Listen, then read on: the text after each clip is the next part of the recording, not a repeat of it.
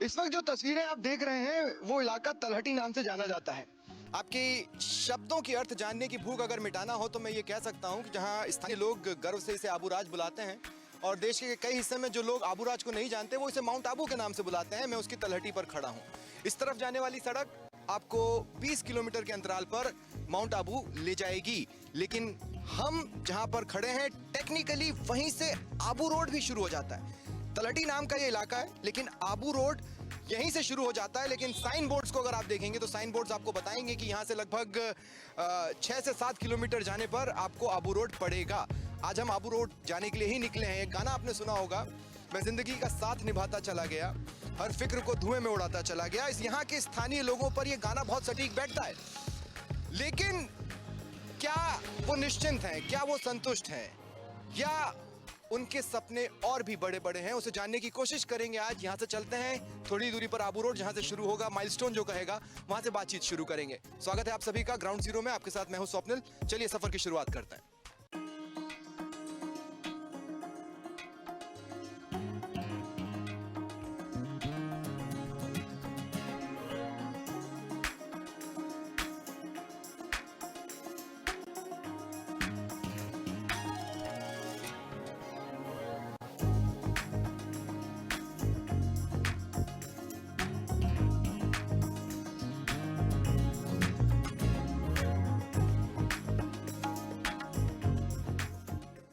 TV screen पर किसी reporter को ऐसे पोज में बैठे देखें तो ऐसा लगता है कि मानो पीछे कोई बहुत सुंदर दृश्य होगा, लेकिन यहाँ जो दृश्य आपका इंतजार कर रहा है उसे देखकर आप मुंह बना लेंगे, नाक सिकोड़ लेंगे। हो सकता है स्क्रीन के पार बदबू का एहसास आपको हो। देखिए तस्वीरें नाले की। आबू रोड यहाँ से 3-4 किलोमीटर दूर है, लेकिन उससे ठीक पहले आपका स्वागत करता है ये नाला और एक अजीब सी बदबू जो ये सवाल खड़ा करती है कि कहीं आबू रोड में लोगों की खुशहाली के पीछे कोई और हकीकत तो नहीं छिपी हुई है।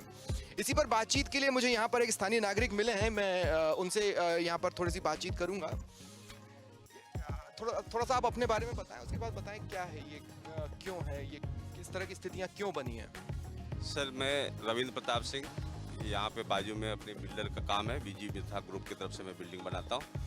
ये जीजीसीएल ने गैस का पाइपलाइन जब डाला तो उन्होंने खड्डा खोदने के समय ये मिट्टी बरसाती नाले के अंदर डाल दिया और नाले में डालने की वजह से जो है इसके अंदर पानी रुकने लग गया और कुछ लोगों ने इसके अंदर गंदा पानी भी निकाल दिया, जिसकी वजह से पूरी गंदगी जमा रहती है और बहुत पोल्यूशन होता है इसमें। नहीं तो लोग अपना कचरा आकर यहाँ फेंक रहे हैं या कहीं का कचरा बहकर यहाँ पर आ रहा है? कचरा बह करके भी आता है और कुछ लोग कचरा फेंकते भी हैं। और ब्रह्मा कुमारी वालों ने यूआईटी के साथ में एक सेटलमेंट किया था जिसके तहत ये नाला को डेवलप करना था, लेकिन उन्होंने अपने नज़दीकी बाउंड्री के अंदर तो कर दिया और बाकी सब यथास्थिति छोड़ दिया इन्होंने। एक खास बात जो मैं यहाँ पर कहना चाहता हूँ इन्हीं तस्वीरों के साथ, वो मैं ये कहना चाहता हूँ कि यहाँ पर जैसे जैसे समस्याएं बड़ी होती हैं लोग अपना समाधान अगल बगल में ढूंढते हैं, लेकिन कचरे को डंप करने के लिए उन्होंने इसी जगह को चुन लिया।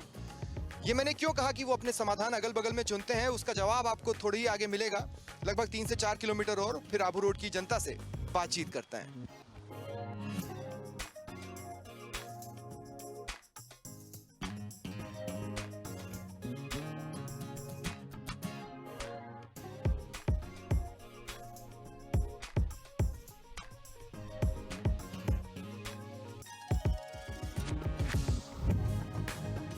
और अब हम आबू रोड पहुंच चुके हैं। पिछली तस्वीर आप भूले नहीं होंगे। पिछली तस्वीर ने एक बहुत गंभीर सवाल, यानी नाले वाली तस्वीर ने एक बहुत गंभीर सवाल जो खड़ा किया वो हेल्थ से जुड़ा है, जान से जुड़ा है।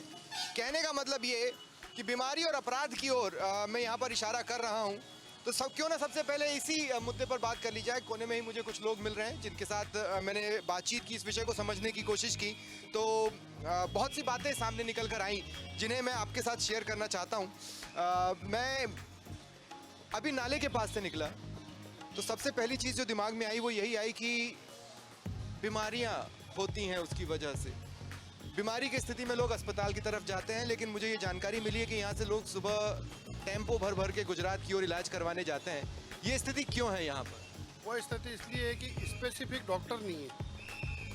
मतलब जिस चीज़ के लिए लोगों को इलाज की ज़रूरत है ना, उस विषय सब्जेक्ट के स्पेशलिस्ट डॉक्टर नहीं है। स्पेशलिस्ट डॉक्टर का बड़ा भारी टोटा है। और निजी अस्पतालों में यहाँ पे सुना हूँ कि गुजरात के दलाल भी यहाँ पर एक्टिव रहते हैं, इस वजह से भी यहाँ पर मेडिकल जो दलाल होते हैं, इस वजह से भी इस तरह की स्थितियाँ बनती हैं। नहीं, दलालों की तो ऐसी स्थिति यहाँ अभी पनपी नहीं, लेकिन फिर भी कुछ 2-3 ऐसे टैक्सी चालक वगैरह हैं जो मरीजों को ये प्रोत्साहित तो करते ही हैं कि हमारे साथ चलो, हम सब व्यवस्था सब कर देंगे और आपको इलाज करा के शाम को घर भी दिएंगे। प्राइवेट अस्पतालों को लेकर अमूमन यहाँ पर ये कहा जा रहा है कि या तो पहले पैसे दो तब हम इलाज करेंगे, नहीं तो हम इलाज की शुरुआत भी नहीं करेंगे। क्या ये स्थितियाँ हैं यहाँ पर? देखो, प्राइवेट हॉस्पिटल पैसे तो पहले मांगता है, ये तो निश्चित है, पर यदि आपकी पहचान है तो इलाज कर लेते हैं, ऐसी कोई दिक्कत नहीं है। पर हाँ, पैसे तो वो मांगते हैं, बिना पैसे के इलाज प्राइवेट हॉस्पिटल में नहीं। जैसा कि मैंने आपसे कहा कि उस नाले के पीछे कई गंभीर सवाल खड़े थे और मैंने आपसे कहा कि जान का भी एक सवाल है। इस कार्यक्रम को बनाने से पहले मैं सुबह सुबह निकला और मैंने आबू रोड में बहुत सी चीज़ों को जानने की कोशिश की, तो एक बात बार बार निकल कर सामने आई, वो कास्ट से जुड़ी हुई थी और कास्ट इक्वेशन को क्राइम से भी जोड़ा गया है। इसीलिए मैंने कहा कि हेल्थ और जान, ये दो टॉपिक हैं जिस पर मैं यहाँ पर बातचीत करना चाहूँगा। मैं थोड़ा सा आपसे पूछना चाहता हूँ, ये क्राइम को लेकर क्या स्थिति और ये कास्ट के टकराव की बात बार बार क्यों आती है? ऐसा नहीं है कुछ, लेकिन कुछ बेरोजगारी का भी मामला है और अभी फिलहाल जो ये क्राइम हो रहा है बहुत ज़्यादा है, उस पर भी कुछ थोड़ा ध्यान देना चाहिए। नहीं ध्यान दे रहे हैं और कास्ट से लेकर ऐसा कुछ नहीं होना चाहिए, हो सकता है बेरोजगारी भी हो। लेकिन जैसे मैंने बातचीत की, लोगों का ये कहना था कि एक पर्टिकुलर वर्ग के लोग अपराध की ओर ज़्यादा झुके हैं, लेकिन उस वर्ग के लोगों का ये कहना है कि नहीं, हमें परेशान किया जा रहा है, इस वजह से ये सारी चीज़ें हो रही हैं। तो एक ऐसा महसूस होता है कि कास्ट का टकराव भी क्या यहाँ पर साथ ही साथ चल रहा है? संख्या में ज़्यादा होने के कारण जिनकी जनसंख्या ज़्यादा है वो अपने आप को कानून को एक तरफा मानते, वो कानून को मानते ही नहीं है। जब वो बाइक पे निकलते तो 4 सवारी 5 सवारी बैठते, गाड़ी पे बैठते तो 40 से 50 लोग एक साथ बैठते हैं और उनको रोका भी नहीं जाता है। कानून उनको अगर कुछ रोकने के लिए कोशिश भी करता है तो उनके कोई आका ऐसा फ़ोन कर देते हैं कि कानून को भी अपने पीछे पैर लेने पड़ते हैं। ऐसा क्यों है ये आज तक समझ में नहीं आया। पत्थरबाजी रातों रात बढ़ रही है, चोरियाँ बढ़ रही है, क्राइम रातों रात बढ़ता ही जा रहा है, कमी होने की कोई। लेकिन मैंने सुना है कि एसपी साहब यहाँ पर सिंघम बनने के रास्ते पर चल रहे हैं, कुछ कंट्रोल में नहीं है? नहीं नहीं नहीं, ऐसा नहीं है। जब ये एसपी साहब आए उसके बाद 007 गैंग का नाम की एक कंपनी चल रही थी, उस पर उन्होंने अंकुश भी लगाया और उनमें से उन्होंने चयनित करके कुछ लोगों को गिरफ्तार भी किया है। इससे पहले लोगों पे जो पथरा हुए थे उन लोगों को जिन्होंने चोरियाँ की उनको पकड़ा भी गया, पर चोरियाँ का क्राइम बढ़ता ही जा रहा है। जैसे आज 10 को पकड़ा है, 4 दिन बाद वापस चोरियाँ हो जाती है। इसी तरह रोजाना 2 दिन छोड़ के पत्थरबाजी हाईवे रोड पे होती रहती है और क्राइम की बढ़ोतरी होती रहती है। हम कानून से यही चाहते हैं कि उस पर अंकुश लगाए और रात्रि गश्त बढ़ाए और उनको चयनित करके उनको सजा दिलाए। मैंने आपसे थोड़ी देर पहले इस बात को कहा था कि यहाँ पर लोग बहुत खुश हैं कि हम आबू रोड में हैं, लेकिन वो अपनी समस्याओं का समाधान अगल बगल में ढूंढते हैं। इस बातचीत से इतना तो क्लियर है कि अगर स्वास्थ्य से जुड़ी समस्याएं हैं तो लोगों को गुजरात का रुख करना पड़ता है। उसके पीछे बहुत सी वजहें हैं। और रही बात अपराध की, तो वो अपना समाधान बॉर्डर क्रॉस कर ढूंढ लेते हैं, छुपने के लिए और तमाम चीज़ों के लिए। तो ये वो पॉइंट था जिसको मैंने आपको समझाने की कोशिश की। अब थोड़ा और आगे चलेंगे और देखेंगे किस तरह की और समस्याएं हैं जो आबू रोड की इस जगह पर लोगों के बीच में है, लोग उसे क्या महसूस कर रहे हैं। क्योंकि मैंने आपसे पहले भी कहा, लोग यहाँ पर काफ़ी खुश हैं। आप याद कीजिए वो गाना, मैं ज़िंदगी का साथ निभाता चला गया। लेकिन इसके बावजूद भी, हाँ, अगर सपने बड़े हैं तो यहाँ वहाँ जाना पड़ रहा है। पढ़ाई को लेकर किस तरह की स्थितियाँ बनती हैं वो थोड़ा ही आगे चलकर हम देख लेंगे।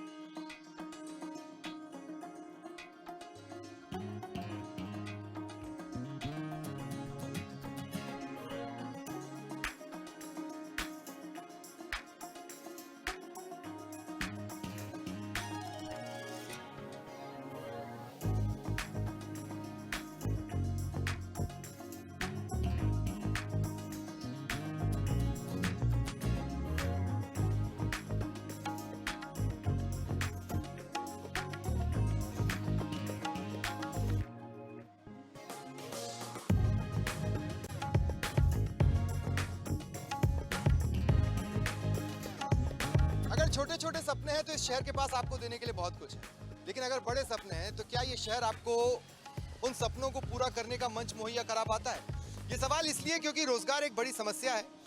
अगर आप डॉक्टर बनना चाहते हैं, इंजीनियर बनना चाहते हैं, तो लोग अपने बच्चों को पढ़ाने के लिए शहर के बाहर भेजते हैं। फिर वो बाहर ही कहीं पर काम करने लगते हैं, ऐसे में उनके परिवार यहाँ रह जाते हैं। ऐसे ही बहुत सी चीज़ें हैं। मैंने कहा आपसे कि अगर आपके सपने बड़े हैं तो आपको समाधान के लिए अगल बगल में जाना होता है। ये स्कूल बैग्स स्कूली बच्चों के लिए, कॉलेजेस हैं, लेकिन हायर एजुकेशन एक बड़ी समस्या के तौर पर यहाँ पर निकल कर सामने आता है। मेरे साथ यहाँ पर बहुत सारे लोग हैं जिनसे मैं धीरे धीरे बातचीत कर सकता हूँ। बाबा जी, मैं आपके पास अंदर आ जाऊँ? नमस्ते, कैसे हैं आप? बस ठीक है हुकुम। बाबा जी, एक बात बताओ, हाँ हुकुम। एक समय था जब माउंट आबू के लिए आबूराज के लिए भी कहा जाता था और आबू रोड के लिए भी कहा जाता था कि ये शिक्षा का हब है। अब किस तरह की स्थितियां हैं यहाँ? यहाँ ऐसा था कि पहले इसको बोलते थे खराड़ी, ये आबू रोड तो बाद में बोला है, खराड़ी बोलते थे पहले, और आबू मोहन बोलते थे, इसलिए। लोग अपने बच्चों को यहाँ स्कूल कॉलेज में तो पढ़ा लेते हैं, लेकिन अगर डॉक्टर बनाना हो, इंजीनियर बनाना हो तो शहर के बाहर भेजना पड़ता है। बाहर भेजना पड़ता है। यहाँ बाहर पर उसका कोई व्यवस्था नहीं है, एक है, दो तीन है। लोकल रोजगार तो दिलाई देता है यहाँ पर। हाँ, अच्छा, रोजगार को लेकर किस तरह की स्थितियां हैं यहाँ पर? जैसे कोई दुकान खोलना चाहता है, आराम से दुकान खोल लेगा, लेकिन अगर उसके सपने बड़े हैं तो उसको शहरी छोड़ना होगा। ऐसा है कि हुकुम यहाँ तो जमी दुकान वही चल रही है, वो भी आजकल धंधा तो है नहीं कुछ, इसलिए वही चल रहा है जो चल रही है। नई दुकान खोलो तो चलेगी नहीं, ऐसी बात है।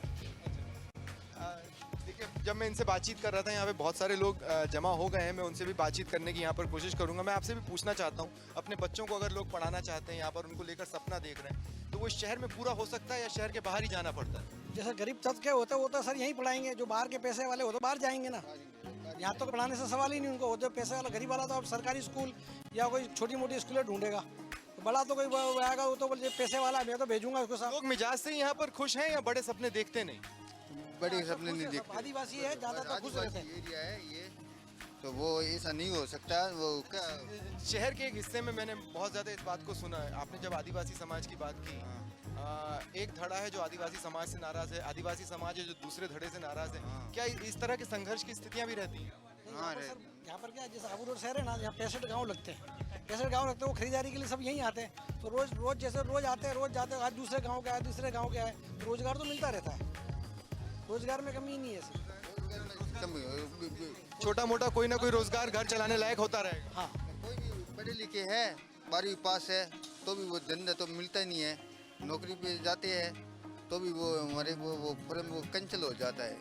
क्या करें? आदिवासी में भी क्या एजुकेशन बढ़ चुका है काफ़ी, ऐसी बात नहीं है। इसीलिए मैंने कहा कि देखिए, अगर आपके सपने छोटे हैं तो शहर को आपको देने के लिए बहुत कुछ है इस शहर के पास, लेकिन अगर आपके सपने बड़े हैं तो हर समस्या का समाधान अगल बगल में। जैसा कि मैं आपसे लगातार इस बात को मेंटेन कर रहा हूँ। एक ब्रेक के लिए रुकते हैं, कुछ और आगे मैं पहुँचूंगा, कुछ और लोगों से बातचीत करूंगा, ताकि आप आबू रोड को लेकर और भी चीज़ों को बहुत अच्छे से समझ पाएं।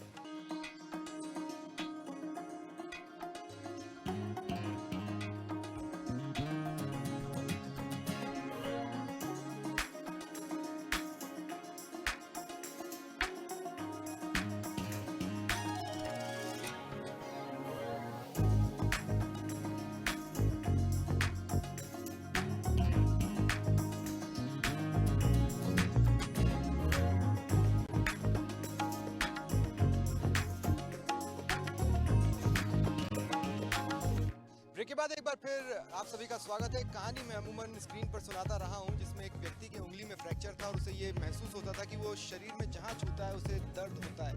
बहुत इंटेंस जांच के बाद ये पता चल पाया कि दरअसल उसकी उंगली में फ्रैक्चर है।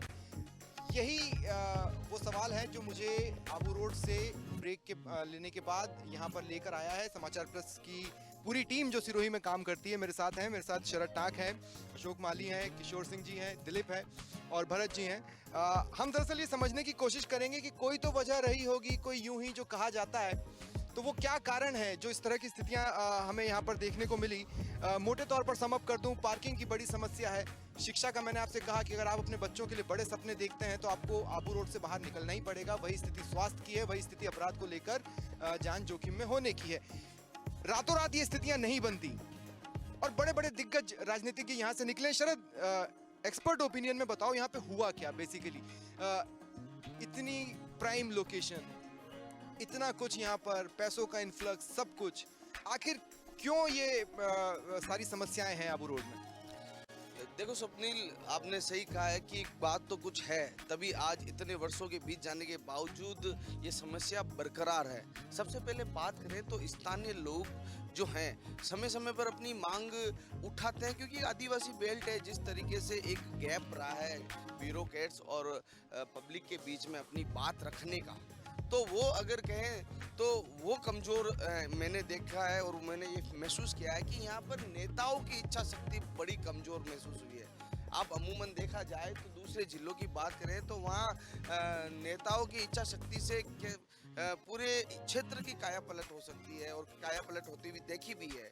कई नेता ऐसे हैं जो क्विकली अपना काम अपने एक मैसेज और अपने एक टेलीफोन से करवा लेते हैं, लेकिन कई जगह आदिवासी बेल्टों में यहाँ देखने को मिला जाए। तो यहाँ आलस कर रहे हैं या करना ही नहीं चाह रहे हैं? देखो, आलस का मैं नहीं कह पाऊंगा, वो करने का तरीका जो है उनका, वो एक बहुत ही मतलब कि कमज़ोर कह सकते हैं कि भाई हाँ, एक परिवादी आते हैं, उनको अपनी डिमांड्स रखते हैं, वो अपनी बात भी प्रशासन को या सरकार को कहते हैं, लेकिन वो हो नहीं पाता है। मतलब कहने का मतलब वही ढाके तीन पात रहते हैं और वो काम नहीं होता। कुल मिला के एक ही बात है कि पब्लिक को रिजल्ट चाहिए। तो अभी तक जो समस्याएं सामने आई उस पर छोटा छोटा कमेंट्स में हमारे तमाम सहयोगियों का लूंगा। मैं सबसे पहली समस्या जो आई थी वो आई थी नाले की, जहां पर कचरा बह बह कर पहुंचता है। ये तो आते जाते सभी को दिखता है, नाला कोई दूर नहीं है, जस्ट आप एंट्री करते हो उसी के पास आ जाता है, ये सभी को दिखता है। और वहीं से ये समझ में आने लगता है कि आबू रोड की समस्याएं क्या क्या हो सकती हैं। अगर नाला है तो स्वास्थ्य की समस्याएं होंगी, स्वास्थ्य के लिए कहा जाता है कि आपको गुजरात जाना पड़ेगा, यहाँ पर छोटी या थोड़ी बड़ी बीमारियों का इलाज हो सकता है, उससे ऊपर आपको जाना ही जाना है। मैं इन चीज़ों पर आपसे पूछता हूँ किशोर जी, क्या लगता है आपको, क्या समीकरण है, क्यों नहीं दिख रहा है, क्यों बदबू नहीं आ रही है, क्यों लोगों के मुंह नहीं बंद रहे? जी स्वप्निल, ये आबू रोड तहसील का ये दुर्भाग्य कहा जा सकता है कि ये दो कॉन्स्टिट्यूंसी में बटा हुआ है। एक रेवदर है, एक पिंडवाड़ा आबू है। दोनों की रिजर्वेशन क्वालिटी अलग अलग है, एक एसटी का है, एक एससी का है। इसके बावजूद यहाँ पर आबू रोड में ज़्यादातर सर्विस क्लास के लोग रहते हैं, बाहर के लोग यहाँ ज़्यादा वास करते हैं। इस कारण से हर एक को अपने स्वार्थ ज़्यादा दिखता है और समाज सेवा या लोगों की किसी को कोई पड़ी नहीं रहती। इसीलिए नदी में हमेशा ये वेस्टेज, बायो वेस्ट वगैरह डालने की एक परंपरा सी बनी गई है। और दूसरी समस्या यहाँ पर जो अशिक्षा की महत्वपूर्ण है, अशिक्षा यह है कि यहाँ आबू रोड तहसील पूरा टीएसपी एरिया है, आदिवासी पूर्णतया आदिवासी है। यहाँ पर दूरस्थ तक सड़कें अब भी कई गांवों में सड़कें नहीं पहुंची है। स्वास्थ्य की समस्या है, वहाँ पर कार्मिक रहना नहीं चाहते हैं, रोजाना आना जाना करते हैं। इसलिए वहाँ के लोगों को मूलभूत समस्या को, मतलब सुविधाओं को अभी भी तरस रहे हैं। बच्चे बाहर पढ़ने जा रहे हैं, ये भी तो लोगों को दिखता है कि बच्चे बाहर पढ़ने जा रहे हैं, क्या उन्हें समझ में नहीं आता अगर यहीं पर चीज़ें डेवलप हो जाएं तो? बिल्कुल, ये बात सत्य है, लेकिन कई जो जैसे कि सिरोही के जो आसपास में जिले हैं, वहाँ के बच्चे भी, यहाँ माउंट आबू हिल स्टेशन है, यहाँ पर भारी संख्या में जो स्कूल है वो भी है। उसके बावजूद भी अगर ये चीज़ें अगर देखा जाए तो काफ़ी निंदनीय है। और ये चीज़ें को लेकर इस संबंध में मैं बताना चाहूँगा कि अभी ये माउंट आबू और आबू रोड क्षेत्र यूँ एजुकेशन के लिए अब बन रहा है, लेकिन दुर्भाग्य कहा जाएगा कि यहाँ के लोकल बासिंदे शिक्षा को तरस रहे हैं। यहाँ पर गुजरात के अन्य स्टेटों के मतलब बच्चे यहाँ आकर पढ़ रहे हैं। अंग्रेजों के समय एजुकेशन हब हुआ करता था ये इलाका, इसीलिए मैंने कहा कि अगर आप अपने बच्चों के लिए छोटे सपने देख रहे हैं तो वो तो यहाँ पूरे हो जाएंगे, लेकिन अगर बड़े सपने देख रहे हैं तो आपको बाहर जाना पड़ेगा। मैं एक बार फिर अस्पताल की ओर लौटना चाहता हूँ। कोई खुलकर तो नहीं बोलता, ये मेडिकल माफिया जैसी स्थिति भी नहीं है, लेकिन ये स्थिति ये है कि लोगों को गाइड कैसे करें कि भाई आपको हेल्थ के लिए यहीं पर सुविधाएं मिल सकती हैं। वो गुजरात की ओर चले जा रहे हैं, हो सकता है 2-3 दलाल यहाँ पर एक्टिव हो जो टेम्पो भरवा लेते हैं, लेकिन ये चीज़ें सही नहीं है। आखिर कैसे जिम्मेदार निगाहें इसे देख नहीं पाती? इसका सबसे बड़ा कारण ये है कि आबू जो है सिरोही जिले का सबसे बड़ा शहर है और ये सिर्फ सीएससी के भरोसे हैं। पिछले लंबे समय से लगातार कई लोग मांग उठाते आ रहे हैं कि उप जिला स्वास्थ्य केंद्र या जिला स्वास्थ्य केंद्र होना चाहिए, पर 20 साल की मांग अब तक पूरी नहीं हो रही है। सीएससी पर ही निर्भर है पूरा आबू रोड। आसपास लगभग 35 पंचायतें हैं, साथ में माउंट आबू है, अंबाजी है। बड़ी संख्या में पर्यटन यहाँ पर आता है, दुर्घटनाएं माउंट आबू पे होती है, हाईवे निकलता है वहाँ पर होती है, पर सीएससी होने के चलते सारा का सारा आसपास का क्षेत्र गुजरात में निर्भर है। पालनपुर महसाना जाते हैं लोग, छोटी से छोटी बीमारी के लिए भी उनको पालनपुर जाना पड़ता है। लगातार मांग हो रही है, पर अब तक जिला अस्पताल नहीं बना। सबसे बड़ी मांग यही है यहाँ की कि जिला अस्पताल होना चाहिए। अच्छा, पार्किंग यार मैं पूछना चाहता हूँ, मैं आ रहा हूँ किशोर की गाड़ी पार्क कहाँ की यार, जगह कहाँ खोजी? हम भी पूरा आबू रोड खोज घूम कर आए, पैदल ही चले। बिल्कुल, यहाँ पे इस तरह की जो असुविधा है वो बहुत निंदनीय है, क्योंकि बड़ी सिटी है, यहाँ पे पार्किंग की व्यवस्था नहीं है, बड़े बड़े बिल्डिंगें बनाई गई हैं, कई सारी हैं ऐसे व्यवसाय के हिसाब से बनाई गई है, लेकिन ये कहीं न कहीं प्रशासनिक उदासीनता है, क्योंकि यहाँ पे जिस तरीके की मॉनिटरिंग होनी चाहिए थी वैसे नहीं है। अमूमन कई बार हम देखते हैं कि इतनी ट्रैफिक हो जाती है, बाकी छोटे छोटे कस्बे जगह नहीं, और गलियां भी छोटी हैं, गलियां भी कोई बहुत चौड़ी नहीं है, और आदमी कहीं तो गाड़ी पार्क करे। चिकित्सा के संबंध में मैं बताना चाहूँगा, यहाँ से 30 किलोमीटर बाद गुजरात शुरू हो जाता है। अब गुजरात के पालनपुर डीसा में ज़्यादातर अस्पताल राजस्थान के पेशेंट के ऊपर ही निर्भर है। वहाँ के अधिकांश चिकित्सकों ने यहाँ पर अपनी एम्बुलेंस दे रखी है। हर गांव, पूरे सिरोही जिले में लगभग उनकी एम्बुलेंस चल रही है। गुजरात नंबर से एक्सीडेंट होता है, सीधी उस एम्बुलेंस में पेशेंट शिफ्ट होता है, सीधा वहाँ गुजरात पहुँचता है। उस पर मनमाना बिल लगता है और वो आर्थिक नुकसान में पहुँच जाता है।